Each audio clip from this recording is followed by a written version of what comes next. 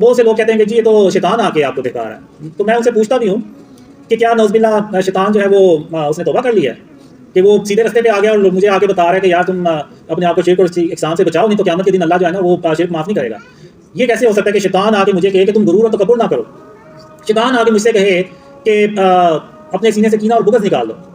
شیطان مجھ سے یہ کہے آ کے کہ زمین پہ اکڑ کے مت چلو، عاجزی سے چلو اور سر کو جھکا کے چلو. یہ کیسے ہو سکتا ہے کہ شیطان مجھے یہ چیزیں آگے سکھانا شروع ہو جائے کہ اپنی جو کھانے کی برتن ہے ان کو اپنی انگلی سے چاٹ کے صاف کر لیا کرو؟ تو یعنی یہ کیسے ہو سکتا ہے کہ یعنی کسی کا مذاق نہ ہو رہا ہو، کسی دوسرے مسلمان کا مذاق نہ ہو رہا ہو؟ یہاں تک اللہ نے مجھے کہا کہ کسی مسلمان کا جب تم مذاق اڑاتے ہو تو تم اس کا نہیں بلکہ کسی مسلمان کا نہیں، کسی انسان کا. اب وہ انسان مسلمان بھی ہو سکتا ہے اور کافر بھی ہو سکتا ہے. تو یعنی مجھے اللہ نے حال میں کسی کافر کا بھی مذاق اڑانے سے منع فرمایا کہ کیونکہ اس صورت میں تم اس کا مذاق نہیں اڑا رہے ہو، تم نعوذ باللہ اللہ رب العالمین کا مذاق اڑا رہے ہو. کچھ اللہ نے اس کو پیدا کر کے اس کو ایسا بنا کے نعوذ باللہ کوئی بہت بڑی غلطی کر دی. تو اللہ نے مذاق اڑانے سے بھی منع فرمایا. تو یہ کیسے ہو سکتا ہے کہ شیطان جو ہے وہ سیدھے رستے پہ آ گیا مجھے یہ چیزیں سکھا رہا ہے؟ اب میں army chief general Asim Munir ان سے گزارش کروں گا کہ آپ جب میں جو بات کرنے جا رہا ہوں اس پہ تھوڑا سا آپ بھی غور کریں. آرمی چیف صاحب، ہم اپنے شہداء سے جتنی مرضی محبت کرنے والے بن جائیں، ہم اتنی محبت کبھی نہیں کر سکتے جتنی محبت خاتم النبیین محمد صلی اللہ علیہ وسلم اپنے چچا حضرت حمزہ رضی اللہ عنہ سے کرتے ہیں یا اپنے باقی صحابہ سے کرتے ہیں. ہم ان کے جیسی محبت اپنے شہداء سے کر ہی نہیں سکتے. تو جب حضرت حمزہ رضی اللہ عنہ کو غزوہ احد میں شہید کیا گیا تو اس کے بعد خاتم النبیین محمد صلی اللہ علیہ وسلم نے اپنے صحابہ سے یہ نہیں کہا کہ آپ ان کا مجسمہ بنائیں یا تصویر بنائیں تاکہ میں ان کو یاد کیا کروں. نہیں، انہوں نے ایسا نہیں کیا. انہوں نے اپنے چچا کے لیے اللہ سے دعا مانگی. اور باقی بھی صحابہ شہید ہوئے، کئی جنگوں میں آپ صلی اللہ علیہ وسلم کے ساتھ شہید ہوئے. محمد صلی اللہ علیہ وسلم نے کبھی کسی کا مجسمہ نہیں بنوایا، نہ کبھی کسی کی تصویر بنوائی کہ ان کو یاد کیا جائے، بلکہ آپ صلی اللہ علیہ وسلم نے دعا فرمائی. یعنی جو سنت ہے وہ شہیدوں کے لیے دعا کی سنت ہے، نہ کہ ان کے مجسمے بنا کے تو ہم ان کو رکھیں یا ان کی تصاویر ہم لگائیں. آج کیا ہوتا ہے، آج 6 ستمبر ہے، تو آج کے دن کیا ہوتا ہے کہ ہم اپنے شہیدوں کو یاد کرتے ہیں، مجسمے بنا کے یاد کرتے ہیں کہ یہ اس شہید کا مجسمہ ہے کہ جنہوں نے 1965 میں لاہور میں دشمن کو کئی دن تک روک کے رکھا. پھر ہم بتاتے ہیں کہ یہ ان شہید کا مجسمہ ہے کہ جنہوں نے اپنا جہاز گرا دیا لیکن دشمن کی غلامی قبول نہیں کی. پھر ہم بتاتے ہیں کہ یہ اس شہید کا مجسمہ ہے کہ جنہوں نے کارگل میں جام شہادت نوش فرمایا. یعنی آج ہم اس طرح سے اپنے شہیدوں کو یاد کرتے ہیں. اگر آپ کافروں کو دیکھیں تو یہ کافروں کا طرز عمل ہے. وہ جو ان کے جو فوجی جنگوں میں مارے جاتے ہیں تو وہ ان کی یاد میں مجسمے بنا لیتے ہیں، پھر ان کو ایسے ہی یاد کرتے ہیں کہ یہ فلانا فوجی تھا، فلانی جنگ میں مارا گیا، 1900 یعنی پہلی جنگ عظیم میں مارا گیا، دوسری جنگ عظیم میں مارا گیا، اسی طرح یاد کرتے ہیں. تو آرمی چیف صاحب، آپ اگر صدیوں پیچھے چلے جائیں تو کافر لوگ کیا کرتے تھے، بلکہ ابھی بھی کرتے ہوں گے. اس وقت کافر لوگ کیا کرتے تھے، انہوں نے مجسمے بنائے ہوئے تھے باطل خداؤں کے کہ یہ مجسمہ جو ہے باطل خدا کا یہ بارش برسانے والا ہے، یہ مجسمہ جو ہے یہ رزق فراہم کرنے والا ہے، یہ باطل خدا کا مجسمہ ہے، یہ ہماری پریشانی ہے، مصیبتیں دور کرتا ہے نعوذ باللہ. تو آج اگر آپ دیکھیں تو کیا ہم نے بھی محمد صلی اللہ علیہ وسلم کی سنت کو چھوڑ کے ان کافروں کا طرز عمل نہیں بنا لیا اپنے شہیدوں کو یاد کرنے کے لیے؟ ٹھیک سے بات بھی نہیں کرنی آتی. اور پہلی اسپیچ دیکھیں تو وہ تو بالکل ہی میری بہت ہی خراب تھی، دوسری تھوڑی سی بہتر تھی، آج کا مجھے نہیں پتا کہ کیسی ہے. تو میرا یعنی آپ لوگوں نے آئیڈیا لگایا ہوگا کہ میرا اتنا دماغ نہیں ہے کہ میں اتنا انٹیلیجنٹ نہیں ہوں کہ میں یہ ڈریمز جو ہے نا وہ اپنی طرح سے بنا لوں اور لوگوں کو شیئر کرنا شروع کر دوں. اگر یہ آئیڈیا یعنی آپ انسانی تاریخ دیکھیں، اتنے انٹیلیجنٹ بندے آئے ہوں گے، آئنسٹائن اور پتہ نہیں کون کون آیا ہوگا، ان کے ذہن میں کسی کے ذہن میں یہ آئیڈیا نہیں آیا، صرف آئیڈیا میرے ذہن میں آنا تھا. یہ آئیڈیا صرف اللہ رب العالمین کا ہی ہو سکتا ہے. یہ اللہ کے سوا کسی اور کا آئیڈیا ہو ہی نہیں سکتا، کیونکہ جب کبھی بھی کوئی یونیک کام ہوتا ہے نا وہ اللہ رب العالمین ہی کر سکتا ہے، وہ کوئی اور نہیں کر سکتا. تو یہ جو خواب ہیں یہ بھی اللہ کی طرف سے ہیں، اور میں آگے چل کے آپ کو بتاؤں گا بھی کہ یہ خوابوں میں مجھے اللہ اور محمد صلی اللہ علیہ وسلم نے کیا کچھ سکھایا. تو اب لوگ کہتے ہیں کہ جی یہ کوئی یہودیوں نے لانچ کیا ہے. تو میں یہ کہوں گا کہ یہودی اتنے پاگل نہیں ہیں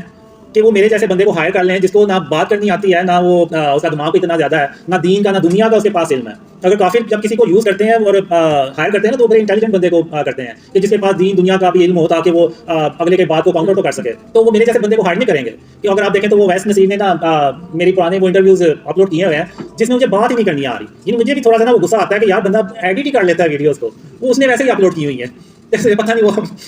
تو یعنی آپ خود اندازہ لگائیں کہ کافی لوگ کسی میرے جیسے بندے کو ہائر کر کے اپنا وہ پلان جو ہے نا وہ کہیں گے کہ اس کو ہم نے ہائر کر لیا نا تو ہمارا تو وہ پلان 100% ناکام ہونا ہے، بلکہ ہم نے بھی اس میں وہ بھی ایکسپوز ہونا ہے اور ہمیں بھی ایکسپوز کرے گا. تو یہ آپ بے فکر ہیں کہ وہ کافروں نے مجھے کوئی ایسے ہائر کیا ہوگا. کافی لوگ ایسے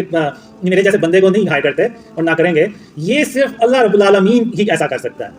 کیونکہ اللہ جو ہے وہ ہر چیز پہ قادر ہے. اللہ کو پتہ ہے کہ میں نے اگر اس کو ہاتھ دکھائے ہیں تو میں اس کو بولنا بھی سکھا ہی لوں گا اور میں اس سے باقی کام بھی کروا ہی لوں گا، کیونکہ اللہ ہر چیز پہ قادر ہے. اس نے تو کہنا کن فیکون کہ ہو جا، اور اس نے ہو جانا ہے. تو ایسا ہو ہی نہیں سکتا کہ اللہ کے ہو جا وہ چیز ہونا. تو اب اگر آپ دیکھیں تو اللہ مجھ سے تھوڑی سی بہتری کروا ہی رہا ہے. پہلی اسپیچ مجھ سے اچھی نہیں ہوئی، دوسری اس سے تھوڑی بہتر. اب یہ آپ لوگ بتائیں گے کہ میری تیسری اسپیچ کیسی ہے. اگر یہ پہلے سے بہتر ہے تو اس کا مطلب ہے کہ اللہ مجھے آہستہ آہستہ سکھا رہا ہے. جب عمران خان نے غالباً جون 2018 کو ایک دربار پہ جا کے تو قبر کو سجدہ کیا تھا، تو اس وقت اس کے بعد مجھے خواب میں آیا کہ اللہ کہتا ہے کہ عمران خان نے قبر کو سجدہ کر کے تو شرک اکبر کیا ہے، تو اب عمران خان کے ساتھ میری مدد نہیں ہے تب تک جب تک کہ عمران خان توبہ نہیں کر لیتا، بالکل ویسے ہی کہ سب کے سامنے وہ توبہ نہیں کر لیتا اور اس کے بعد اللہ رب العالمین کو سجدہ نہیں کر دیتا، تو اس کی توبہ جو ہے وہ قبول نہیں ہوگی اور اس کے ساتھ اللہ کی مدد نہیں ہوگی۔ پھر 25 جولائی 2018 کو مجھے خواب آیا کہ عمران خان وزیر اعظم بن جاتے ہیں، لیکن اس طرح سے وہ کامیاب نہیں ہو پاتے جس طرح سے کہ وہ وعدے کر کے آئے ہوتے ہیں، اور اس کے بعد اور بھی کافی ڈریمز آئے جس میں عمران خان کے لیے ایک مسئلہ ختم ہوتا نہیں تو دوسرا شروع ہو جاتا ہے، اور آپ نے بھی دیکھا ہوگا اس کے دور میں کافی ایسے مسئلے مسائل آتے رہے، اور پھر مجھے ڈریمز میں آیا کہ عمران خان کے اندر پارٹی کے اندر جو ہے وہ گروپنگ بن جاتی ہے اور وہ عمران خان کے اگینسٹ ہو جاتے ہیں، اور پھر مجھے ایک ڈریم میں آیا کہ ایون جو عمران خان کے ایلائز ہیں وہ جو MQM یا دوسری پارٹیوں میں اس نے ساتھ ملا ہوا تھا وہ بھی عمران خان کو پریشرائز کرتے رہتے ہیں، اور ایون ایک وقت آتا ہے کہ وہ اس کو چھوڑ بھی جاتے ہیں۔ تو پھر ایک ڈریم میں آیا مجھے کہ عمران خان کو پرفارمنس کا 30% صرف ٹائم ملے گا، تو اگر آپ دیکھیں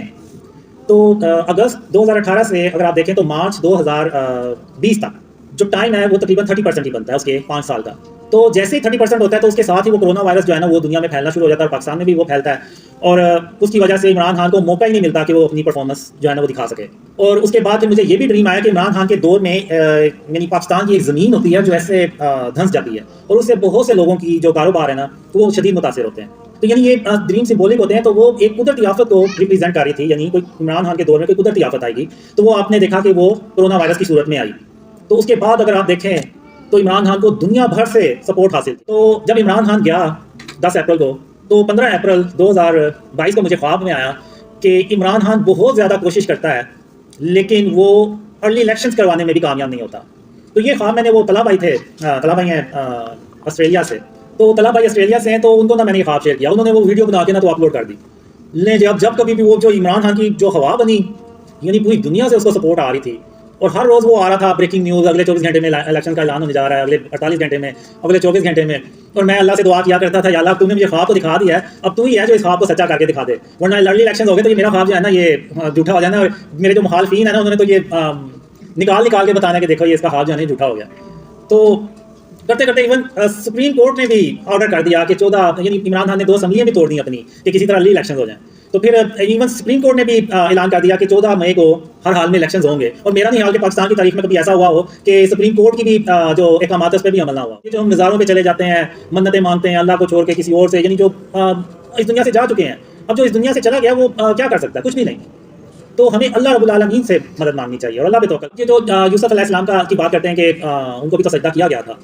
پہلی بات تو یہ کہ وہ ہماری شریعت نہیں ہے، جب خاتم النبیین محمد صلی اللہ علیہ وسلم آگے تو پچھلی ساری شریعتیں جو ہے نا وہ ختم ہو جاتی ہیں، تو ہم نے صرف محمد صلی اللہ علیہ وسلم کی شریعت کو فالو کرنا ہے، ہم نے کسی اور کی شریعت کو فالو نہیں کرنا۔ اور رہی بات یوسف علیہ السلام کی، تو وہ اللہ کے نبی ہیں، تو اور وہ اللہ نے سند اتاری ہے اس چیز کی قرآن نے، اور جو حضرت یعقوب علیہ السلام ہیں وہ بھی اللہ کے نبی ہیں، تو جب اللہ کے نبی کو کوئی خواب آتا ہے تو وہ اللہ کی طرف سے وحی ہوتا ہے، وہ اللہ کی طرف سے ایک حکم ہوتا ہے، تو جو یعقوب علیہ السلام یعنی ان کے جو والد صاحب ہیں یوسف علیہ السلام کے، ان کو اس خواب کا پتہ تھا، ان کو پتہ تھا کہ یہ اللہ کی طرف سے حکم ہے، اور اللہ نے اس کی سند بھی اتاری، بالکل ویسے جیسے کہ آدم علیہ السلام کی سند اتاری اور اللہ نے سب کو حکم دیا کہ آدم علیہ السلام کو سجدہ کیا جائے، لیکن ابلیس نے غرور اور تکبر میں آ کے سجدہ کیا، یعنی ابلیس نے یعنی غرور اور تکبر، یعنی جب وہ اللہ کی چادر کو اس نے اپنے اوپر اوڑھنے کی کوشش کی تو اللہ نے اس کو مردود قرار دے کے باہر نکال دیا، تو اللہ نے وہ سند اتاری، اللہ نے ان کو حکم دیا، تو وہ انہوں نے یوسف علیہ السلام کو سجدہ کیا، اور یہ اللہ نے حکم بھی جاری کیا اور سند بھی اتاری، تو اللہ نے اس چیز کی کوئی سند نہیں اتاری کہ نعوذ باللہ قبروں کو جا کے آپ سجدہ کرنا شروع ہو جائیں، تو اور ہم نے خاتم النبیین محمد صلی اللہ علیہ وسلم کی شریعت کو فالو کرنا ہے، ہم نے کسی اور شریعت کو فالو نہیں کرنا، کیونکہ پہلے کی امتوں میں شراب بھی حلال تھی اور ایک شخص 2 سگی بہنوں سے شادی بھی کر سکتا تھا، اور خاتم النبیین محمد صلی اللہ علیہ وسلم کی شریعت میں یہ چیزیں حرام ہو گئی ہیں، یہ نہیں ہم کر سکتے۔ اب لوگ مجھے یہ بھی کہتے ہیں کہ ہمیں کمنٹس کرتے رہتے ہیں کہ آپ تو خود تصاویریں یوز کرتے ہیں، تو آپ دوسروں کو کیسے کہہ سکتے ہیں کہ شرک سے بچائیں اپنے آپ کو اور شرک اور اس کی اقسام سے بچائیں؟ بالکل یوز کرتے ہیں ہم تھم نیل سے۔ تو اب میں آپ کو بتاتا ہوں کہ اصل میں ہے کیا۔ جو انٹرنیٹ پہ ہمیں ڈیجیٹل امیجز ملتے ہیں وہ ایکچولی میں ڈیٹا ہوتے ہیں، وہ ورچولی ہوتے ہیں۔ مثلا اب یہ تصویر، اب یہ میں نے موبائل آن کیا، فرض کریں ادھر کوئی تصویر ہے بنی، تو اب میں ادھر بٹن دبایا تو یہ بلیک ہو گئی ہے اسکرین، یعنی یہ جو بھی امیج آ رہا تھا وہ دوبارہ ڈیٹا میں کنورٹ ہو گیا، یعنی وہ ختم ہو گیا۔ کسی کا موبائل خراب ہو جائے یا لیپ ٹاپ خراب ہو جائے تو وہ جب ریپیئر کروانے کے لیے جاتا ہے تو وہ یہ نہیں کہتا کہ میری اس میں تصویریں ہیں یا ویڈیوز ہیں تو آپ اس کو ریکور کر دیں، وہ یہی کہتا ہے کہ اس میں میرا ڈیٹا پڑا ہے، بس وہ میرا ریکور ہو جائے، باقی موبائل کی خیر ہے۔ تو یعنی یہ جو ڈیجیٹل چیز ہے نا، یہ ڈیٹا ہے، یہ جیسے ہی آپ بند کرتے ہیں اپنا موبائل وغیرہ، یہ ڈیٹا میں کنورٹ ہو جاتا ہے۔ لیکن اگر یہاں پہ کوئی تصویر لگی ہوئی ہے یا ادھر کوئی اسٹیچو پڑا ہوا ہے اور ہم لائٹیں بند کر کے باہر چلے بھی جائیں تو وہ تصویر اس کی فزیکل اپیئرنس اور یا اس بت کی اپیئرنس وہ اس کی موجودگی یہاں پہ موجود رہے گی، وہ ختم نہیں ہوگی، وہ یہاں پہ رہے گی، لیکن موبائل کی جو ہے نا وہ ختم ہو جاتی ہے. لیکن پھر بھی ہم جہاں یعنی بہت زیادہ کوشش کرتے ہیں کہ جہاں ہمیں ضرورت ہو بس ہم وہیں تصویر یوز کریں. ورنہ اگر آپ دیکھیں تو ہمارے جتنے بھی یوٹیوب کے چینلز ہیں اور انسٹاگرام کے ہیں اور دوسرے اگر آپ دیکھیں تو ٹک ٹاک کے جو اکاؤنٹس ہیں وہاں پہ ہم نے یا تو وہ پرانی آیت لگائی ہوئی ہے کوئی، یا پھر وہ کوئی نیچر کی تصویر لگی ہوئی ہے. تو ادھر بھی ہم جتنی ہوتا ہے کوشش کرتے ہیں. اور اصل میں ہمارا مقصد یہ ہوتا ہے تصویر لگانے کا، ظاہر سی بات ہے کہ بتانے کے لیے کہ یہ بندہ ہے، اس کو خواب آتے ہیں، اور اس کے خوابوں میں جو سب سے اہم پیغام ہے وہ یہ ہے کہ شرک اور اس کی اقسام سے اپنے آپ کو بچائیں. بالکل اسی طرح جیسے اگر آپ دیکھیں تو ابراہیم علیہ السلام نے سارے بتوں کو توڑ دیا لیکن ایک بڑا بت چھوڑ دیا، کیونکہ اس کو یعنی دکھانا تھا کہ کافروں کو دکھانا تھا کہ یہ دیکھیں آپ کے جو بڑا بت ہے اس کو سارا پتا ہوگا، آپ اس سے پوچھیں. تو یعنی ان کو ضرورت تھی تو اس بت کو نہیں توڑا. تو اسی طرح اللہ نے یہ بھی خوابوں میں بتایا ہے کہ جہاں پہ ضرورت ہو، جہاں پہ ریاست کا قانون ہو. اب ریاست کا قانون ہے جی نوٹوں پہ تصویریں ہوں گی تو وہ ہماری جیبوں میں بھی پڑے ہوتے ہیں اور ہم نماز بھی پڑھتے ہیں، کیا کریں اب ہمیں اس کی ضرورت پڑتی ہے، چیزیں خریدنی ہوتی ہیں. تو جو نوٹ ہے نا وہ ریاست کا قانون ہے، آئی ڈی کارڈ پہ تصویر ہے وہ بھی ریاست کا قانون ہے، ڈرائیونگ لائسنس ہے تو اس پہ بھی ریاست کا قانون ہے، اور جگہ جگہ جہاں بھی ریاست کا قانون لاگو ہوتا ہے یعنی جہاں بھی انہوں نے فرض کیا ہوا ہے وہ ضروری کیا ہوا ہے وہاں پہ وہ تصویریں ہوتی ہیں تو وہاں پہ وہ جائز ہے. پھر تھوڑی سی بات کر دوں کہ جب بھی وہ میٹنگ ہوتی ہے تو میں یہ کوشش کرتا ہوں کہ جن کرسیوں پہ آپ بیٹھے ہوئے ہیں میں بھی ان کرسی پہ بیٹھوں، میرے لیے کوئی اسپیشل کرسی نہ ہو. اس کی وجہ ایک یہ ہے کہ ڈریم میں مجھے یعنی ویسے میٹنگ سی ہوتی ہے، ساری ایک جیسی کرسی ہوتی ہیں، لیکن جو میرے لیے انہوں نے سلیکٹ کی ہوتی ہے وہ ان کرسیوں سے زیادہ لگژری ہوتی ہے، زیادہ اچھی ہوتی ہے. تو مجھے یہ کہتے ہیں وہ لوگ کہ آپ اس پہ بیٹھیں، ہم نے آپ کے لیے یہ کرسی رکھی ہے. تو میں اس پہ نہیں بیٹھتا، میں اسی کرسی پہ بیٹھتا ہوں جس پہ باقی بیٹھے ہوتے ہیں. تو پھر خواب میں اللہ مجھے کہتا ہے قاسم تیری اسی سادگی کی وجہ سے محمد صلی اللہ علیہ وسلم تیرے خوابوں میں دھوڑتے چلے آتے ہیں. اب ایک ڈریم میں یہ ہوتا ہے کہ میں نا دیکھتا ہوں کہ ایک سونے کی بھری سی دکان ہے، بہت بڑی ہے، اور اندر وہ سونا جو زیورات ہے وہ پڑے ہوئے ہیں اور دروازہ اس کا کھلا ہوا ہے. تو میں اس کو دیکھ کے حیران ہوتا ہوں، میں کہتا ہوں یہ پاکستان ہے اور یہ سونے کی دکان یہاں پہ کھلی ہوئی ہے، باہر گارڈ بھی نہیں بیٹھا ہوا اور یہ دروازہ بھی اس کا کھلا ہوا ہے، یہ چکر کیا ہے؟ تو میں پھر اندر جاتا ہوں تو واقعی ادھر سونا پڑا ہوتا ہے، تو مالک وہاں پہ نہیں ہوتا. پھر میں وہ ساتھ والی جو شاپ ہوتی ہے اس سے پوچھتا ہوں کہ یہ ساتھ والا جو شاپ کیپر جس کی دکان ہے وہ کدھر گیا ہے؟ تو وہ کہتا ہے کہ یہ اپنے کسی کام سے نا گھر میں گیا ہے تو اور دکان اس کو وہ ایسے ہی کھلی چھوڑ گیا. تو میں بڑا حیران ہوتا ہوں، میں کہتا ہوں یہ کہ اللہ نے اس قوم کو ایسا کر دیا ہے اپنی رحمت سے کہ سونے کی دکان کھلی ہوئی ہے لیکن کوئی سونا لوٹنے ہی نہیں آ رہا، بلکہ میں دیکھتا ہوں دکان سے کے آگے سے لوگ گزر رہے ہیں اور وہ اس دکان کی طرف دیکھ بھی نہیں رہے. تو میں نے کہا یہ یعنی کیسے اللہ کی رحمتیں اور برکتیں اس ملک میں اتنی آ گئی ہیں. اور ایک دوسرے ڈریم میں دیکھتا ہوں کہ ہزاروں بھی نہیں، لاکھوں بھی نہیں، بلکہ کروڑوں روپیہ میں دیکھتا ہوں کہ سڑک ایک طرف پڑا ہوتا ہے اور لوگ گزر رہے ہوتے ہیں اور کوئی ان پیسوں کی طرف دیکھتا بھی نہیں ہے، نہ ان کو اٹھاتا ہے. ایون میں یہ دیکھتا ہوں کہ جو باہر ویسٹرن میڈیا ہے وہ اس کو رپورٹ کرتا ہے کہ پاکستان کی سڑکوں پہ کروڑوں روپیہ پڑا ہوا ہے لیکن اس کو اٹھانے والا کوئی نہیں ہے. کچھ ڈریم میں نے دیکھا کہ ہم بجلی کیسے بناتے ہیں، اور ایک ڈریم میں تو میں نے یہ دیکھا کہ اس وقت کے جو لیڈر ہوتے ہیں وہ عوام سے کہہ رہے ہوتے ہیں کہ بجلی جو ہے نا وہ فری ہے، آپ جتنی مرضی استعمال کریں. وہ ان پاکستانیوں کو یقین ہی نہیں آ رہا ہوتا کہ بجلی جو ہے نا وہ پاکستان میں فری ہو گئی ہے. تو وہ یعنی لوگ اس لیڈر کی بات ماننے سے انکار کر دیتے ہیں. تو وہ لیڈر کو یہ کہنا پڑتا ہے کہ اگر آپ کو میری بات کا یقین نہیں آ رہا نا تو آپ جائیں اپنے میٹر جو ہے نا وہ توڑ دیں تو آپ کو یقین آ جائے گا، آپ کو کوئی بجلی کا بل نہیں آئے گا. یعنی میں نے یہ اپنی ڈریمز میں دیکھا ہے اللہ کی رحمتیں اور برکتیں، اور یہ تبھی ہو سکتا ہے جب ہم شرک اور اس کی اقسام سے اپنے آپ کو بچائیں.